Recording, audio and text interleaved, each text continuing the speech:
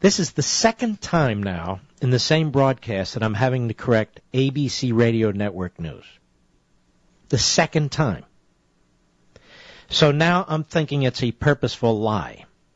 Now, all of you affiliates down the line don't necessarily take ABC News, but many do. And the reporter, I guess that's what he is, who is reporting the news breathlessly and as quickly as he can read, has said now for the second time that the Stand Your Ground law was pivotal in the Zimmerman trial.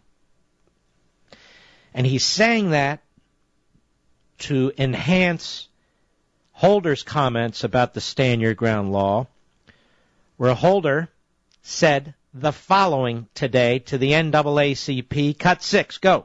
Separate and apart from the case that has drawn the nation's attention. Stop right there. You got that, ABC News? Separate and apart from the case that has drawn the nation's attention. Because the Stand Your Ground law was not pivotal in the Zimmerman trial, quote unquote. It didn't exist in the Zimmerman trial. It was not used. The defense was self-defense. The Stand Your Ground law is I had a right to stand there. I didn't have to flee. There was not an issue of fleeing or standing. He was punched in the nose and fell to the ground. Is it too much to ask twice now that ABC Radio get this correct? Because it's embarrassing me and my program, quite frankly.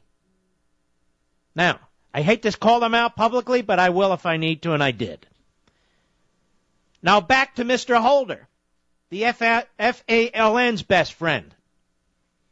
Let's start this at the top, Mr. Producer. Cut 6 on this very issue. Go. Separate and apart from the case that has drawn the nation's attention, it's time to question laws that senselessly expand the concept of self-defense and sow dangerous conflict in our neighborhoods. These laws try to fix something that was never broken. Stop. This is the second lie. First ABC News, and now Mr. Holder. ABC News trying to defend Mr. Holder and promote his preposterous comment by saying that the Stand Your Ground law was pivotal in the Zimmerman trial, quote unquote. Now we have Holder lying through his teeth saying that these laws, it's time to question laws that senselessly expand the concept of self-defense and sow dangerous conflict in our neighborhoods. These laws try to fix something that was never broken. Lie. And he has access to all the statistics, exactly the same statistics I'm about to give you. And this was provided to me by Ben Shapiro at Breitbart. Listen to this, folks. Between 2005, when Florida's Stand Your Ground law was first passed, and 2010, Florida's violent crime, and this is despite a huge increase in population growth in the state, Florida's violent crime rate dropped 23%. Between 2005 and 2010, the latest years we have statistics for, when they passed the Stand Your Ground law, an increasingly rapid drop from the 12% drop from 2000 to 2005. Okay? So you have a 23% reduction in violent crime since the Stand Your Ground law was passed in 2005, between 2005 and 2010. A drop of 1/4, despite population growth. So I want you to hear Holder again with cut 6. Now you have the facts. Go. Separate and apart from the case that has drawn the nation's attention, it's time to question laws that senselessly expand the concept of self-defense and sow dangerous conflict in our neighborhoods. These laws try to fix something that was never broken. Let's stop. You know, Mr. Holder, those terrorists that your law firm represented, 18 of them actually, at Guantanamo Bay, they're not the only ones that should be armed and standing their ground.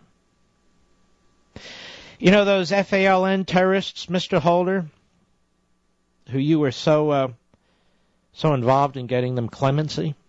They're not the only ones that should be armed, and standing their ground, Mr. Holder. You want to talk about senseless violence? You want to talk about dangerous conflict? You're a pathetic joke. Absolute pathetic joke. Now you, who listen to this audience, you have the facts. You should hope that your state has a stand your ground law. You see what happens here is that the left characterizes an issue, promotes an issue. Their issues are good, their issues need to be supported. This is their mentality. So now the stand your ground laws are defective. Now there's something wrong with them, even though there's nothing wrong with them, and they're quite effective in saving human life. So now, I don't favor the stand your ground law. Why not? Well, in the Zimmerman case, didn't come up in the Zimmerman case. It's irrelevant to the Zimmerman case. Well, ABC News said exactly. It's irrelevant. Been a sharp drop in violent crime in Florida since they passed the stand your ground law. So every state should pass it.